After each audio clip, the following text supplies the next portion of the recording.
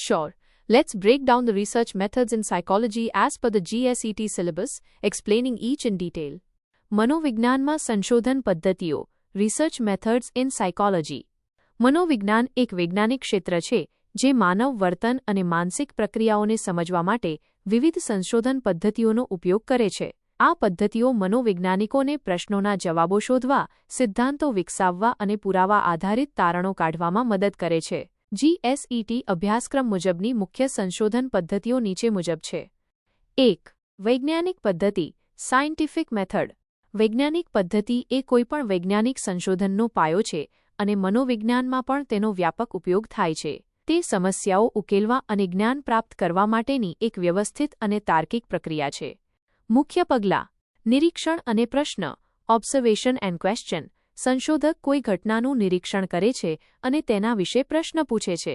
ઉદાહરણ તરીકે, શા માટે કેટલાક વિદ્યાર્થીઓ પરીક્ષામાં વધુ ચિંતા અનુભવે છે? અભ્યાસ પૂર્વધારણા ફોર્મ્યુલેટિંગ એ હાયપોથેસિસ. પ્રશ્નના સંભવિત જવાબ તરીકે એક ચકાસી શકાય તેવી ધારણા પૂર્વધારણા બાંધવામાં આવે છે. ઉદાહરણ તરીકે, જે વિદ્યાર્થીઓ પરીક્ષા પહેલાં પૂરતી ઊંઘ લેતા નથી, તેઓ પરીક્ષામાં વધુ ચિંતા અનુભવે છે. ડેટા સંગ્રહ ડેટા કલેક્શન. પૂર્વધારણાને ચકાસવા માટે વ્યવસ્થિત રીતે ડેટા એકત્રિત કરવામાં આવે છે. આમાં પ્રયોગો, સર્વેક્ષણો, નિરીક્ષણો વગેરેનો સમાવેશ થઈ શકે છે. ડેટા વિશ્લેષણ ડેટા એનાલિસિસ. એકત્રિત કરેલા ડેટાનું આંકડાકીય પદ્ધતિઓનો ઉપયોગ કરીને વિશ્લેષણ કરવામાં આવે છે, જેથી પેટર્ન અને સંબંધો શોધી શકાય. તારણ કન્ક્લુઝન. ડેટા વિશ્લેષણના આધારે પૂર્વધારણા સાચી છે કે ખોટી તે નક્કી કરવામાં આવે છે. પરિણામોનું પ્રસાર ડિસેમિનેશન ઓફ રિઝલ્ટ્સ. સંશોધનના તારણો અન્ય વૈજ્ઞાનિકો સાથે શેર કરવામાં આવે છે. જર્નલોમાં પ્રકાશિત કરીને, જેથી જ્ઞાનના વિકાસમાં ફાળો આપી શકાય. મહત્વ: વૈજ્ઞાનિક પદ્ધતિ નિષ્પક્ષતા, પુનરાવર્તિતતા, રિપ્લિકેબિલિટી અને માન્યતા વેલિડિટી સુનિશ્ચિત કરે છે. 2. પ્રયોગાત્મક પદ્ધતિ એક્સપેરિમેન્ટલ મેથડ. પ્રયોગાત્મક પદ્ધતિ મનોવિજ્ઞાનમાં સૌથી શક્તિશાળી સંશોધન પદ્ધતિઓમાંની એક છે, કારણ કે તે કારણ અને અસર કોઝ એન્ડ ઇફેક્ટ સંબંધો સ્થાપિત કરવાની મંજૂરી આપે છે. મુખ્ય ઘટકો: સ્વતંત્ર ચલ ઇન્ડિપેન્ડન્ટ વેરિયેબલ IV. આ તે ચલ છે જેમાં સંશોધક ફેરફાર કરે છે અથવા હેરફેર કરે છે. આશ્રિત ચલ ડિપેન્ડન્ટ વેરિયેબલ DV. આ તે ચલ છે જેનું માપન કરવામાં આવે છે અને તે સ્વતંત્ર ચલના ફેરફારોથી પ્રભાવિત થવાની અપેક્ષા રાખે છે. નિયંત્રણ જૂથ કંટ્રોલ ગ્રુપ. આ જૂથને સ્વતંત્ર ચલની સારવાર મળતી નથી અથવા તેને પ્રમાણભૂત સારવાર મળે છે. પ્રાયોગિક જૂથ એક્સપેરિમેન્ટલ ગ્રુપ. આ જૂથને સ્વતંત્ર ચલની સારવાર અથવા હેરફેર મળે છે. ચલોનું નિયંત્રણ કંટ્રોલ ઓફ એક્સ્ટ્રેનિયસ વેરિયેબલ્સ. પ્રયોગના પરિણામોને અસર કરી શકે તેવા અન્ય કોઈપણ ચલોને નિયંત્રિત કરવામાં આવે છે, જેથી ખાતરી કરી શકાય કે અવલોકન કરાયેલા ફેરફારો ખરેખર સ્વતંત્ર ચલને કારણે છે. ઉદાહરણ: શું ઊંઘનો અભાવ પરીક્ષાના પ્રદર્શનને અસર કરે છે? IV. ઊંઘનો સમયગાળો 8 કલાકની ઊંઘ V. 4 કલાકની ઊંઘ. DV. પરીક્ષાનું પ્રદર્શન માર્ક્સ. પ્રાયોગિક જૂથ 4 કલાકની ઊંઘ આપવામાં આવેલ વિદ્યાર્થીઓ. નિયંત્રણ જૂથ 8 કલાકની ઊંઘ આપવામાં આવેલ વિદ્યાર્થીઓ. મહત્વ: પ્રયોગાત્મક પદ્ધતિ કારણ અને અસર સંબંધો સ્થાપિત કરવામાં શ્રેષ્ઠ છે, પરંતુ કેટલીકવાર તે કૃત્રિમ વાતાવરણમાં થતી હોવાથી તેની બાહ્ય માન્યતા એક્સટર્નલ વેલિડિટી મર્યાદિત હોઈ શકે છે. 3. સહસંબંધ પદ્ધતિ કોરિલેશનલ મેથડ. સહસંબંધ પદ્ધતિનો ઉપયોગ બે અથવા વધુ ચલો વચ્ચેના સંબંધની શક્તિ અને દિશા નિર્ધારિત કરવા માટે થાય છે. તે કારણ અને અસર સંબંધ સ્થાપિત કરતું નથી, પરંતુ તે આગાહી કરવામાં મદદ કરી શકે છે. મુખ્ય લાક્ષણિકતાઓ: સહસંબંધ ગુણાંક કોરિલેશન કોએફિશિયન્ટ. આ -1.00 થી +1.00 સુધીની કિંમત છે. ધન સહસંબંધ વત્તા એક ચલ વધે ત્યારે બીજો પણ વધે. અભ્યાસનો સમય અને પરીક્ષાના માર્ક્સ. ઋણ સહસંબંધ એક ચલ વધે ત્યારે બીજો ઘટે. તણાવનું સ્તર અને શારીરિક સ્વાસ્થ્ય. શૂન્ય સહસંબંધ 0. ચલો વચ્ચે કોઈ સંબંધ નથી.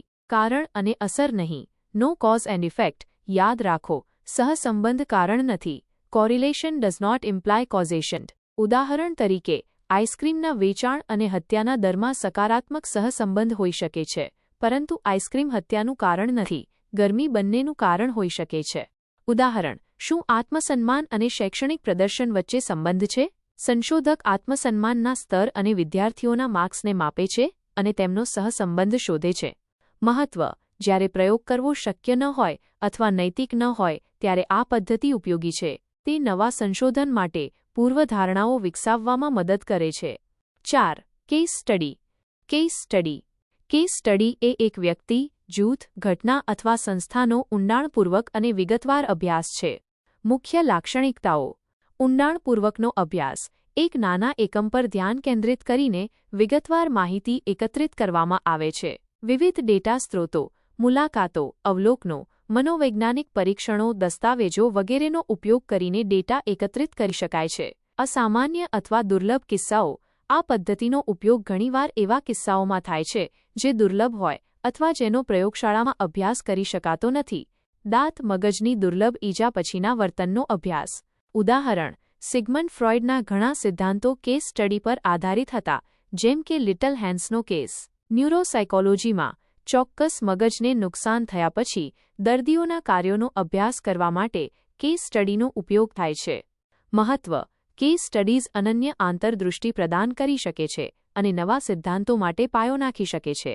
જો કે તેના તારણોનું સામાન્યીકરણ કરવું મુશ્કેલ છે, કારણ કે તે માત્ર એક જ કિસ્સા પર આધારિત હોય છે. 5. નિરીક્ષણ ઓબ્ઝર્વેશન. નિરીક્ષણ પદ્ધતિમાં સંશોધક કુદરતી વાતાવરણમાં અથવા નિયંત્રિત સેટિંગમાં વર્તનનું વ્યવસ્થિત રીતે નિરીક્ષણ અને રેકોર્ડ કરે છે.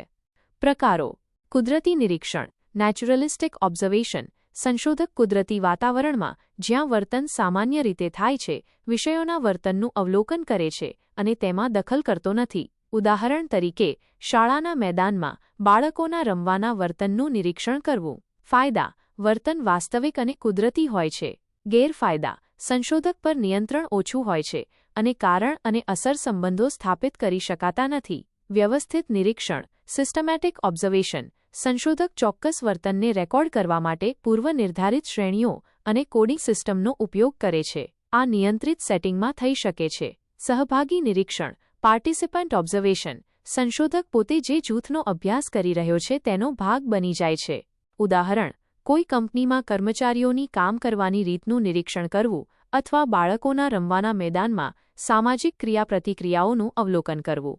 મહત્વ: નિરીક્ષણ પદ્ધતિ વાસ્તવિક દુનિયાના વર્તનને સમજવા માટે મૂલ્યવાન છે. જો કે, નિરીક્ષકના પક્ષપાત, ઓબ્ઝર્વર બાયસ અને નિરીક્ષિત વ્યક્તિઓ પર હાઉથોર્ન અસર હોથોર્ન ઇફેક્ટ જેવી સમસ્યાઓ હોઈ શકે છે. 6. સર્વેક્ષણ સર્વે. સર્વેક્ષણ પદ્ધતિમાં મોટી સંખ્યામાં લોકો પાસેથી ડેટા એકત્રિત કરવા માટે પ્રશ્નાવલી ક્વેશ્ચનેર્સ અથવા મુલાકાતો ઇન્ટરવ્યૂઝનો ઉપયોગ કરવામાં આવે છે. મુખ્ય લાક્ષણિકતાઓ. મોટા નમૂનાઓ લાર્જ સેમ્પલ્સ. વસ્તીના મોટા નમૂનાઓમાંથી માહિતી એકત્રિત કરી શકાય છે. ડેટા સંગ્રહના પ્રકાર. પ્રશ્નાવલી સ્વ-વહીવટી સેલ્ફ એડમિનિસ્ટર્ડ. પ્રશ્નાવલીઓ મેલ, ઓનલાઇન અથવા રૂબરૂ આપી શકાય છે. મુલાકાતો સંશોધક પ્રશ્નો પૂછીને અને જવાબો રેકોર્ડ કરીને સીધો સંપર્ક કરે છે. માનવ વલણ, મંતવ્યો અને વર્તન. આ પદ્ધતિ વલણ, મંતવ્યો, માન્યતાઓ અને ભૂતકાળના વર્તન વિશે માહિતી મેળવવા માટે ખાસ કરીને ઉપયોગી છે. ઉદાહરણ: વિકિપીડિયાના ઉપયોગ અંગે વિદ્યાર્થીઓના મંતવ્યો શું છે? અથવા માનસિક સ્વાસ્થ્ય સેવાઓ વિશે લોકોની જાગૃતિ કેટલી છે? મહત્વ: સર્વેક્ષણો પ્રમાણમાં ઓછા ખર્ચે મોટા પાયે ડેટા એકત્રિત કરવાની મંજૂરી આપે છે અને વસ્તીના વલણો અને પેટર્નને સમજવામાં મદદ કરે છે. જો કે, જવાબોની પ્રામાણિકતા, પ્રશ્નોની રચના અને પ્રતિભાવ દર રેસ્પોન્સ રેટ તેની મર્યાદાઓ હોઈ શકે છે. આ પદ્ધતિઓ મનોવિજ્ઞાનમાં સંશોધન માટેના મુખ્ય સાધનો છે. દરેક પદ્ધતિની પોતાની શક્તિઓ અને મર્યાદાઓ છે અને સંશોધક પ્રશ્નની પ્રકૃતિ અને ઉપલબ્ધ સંસાધનોના આધારે યોગ્ય પદ્ધતિની પસંદગી કરે છે. ઘણીવાર, મનોવૈજ્ઞાનિકો એક જ સંશોધનમાં બહુવિધ પદ્ધતિઓ મિશ્ર પદ્ધતિઓ મિક્સ્ડ મેથડ્સનો ઉપયોગ કરે છે, જેથી વધુ વ્યાપક અને મજબૂત તારણો મેળવી શકાય. આશા છે કે આ સમજૂતી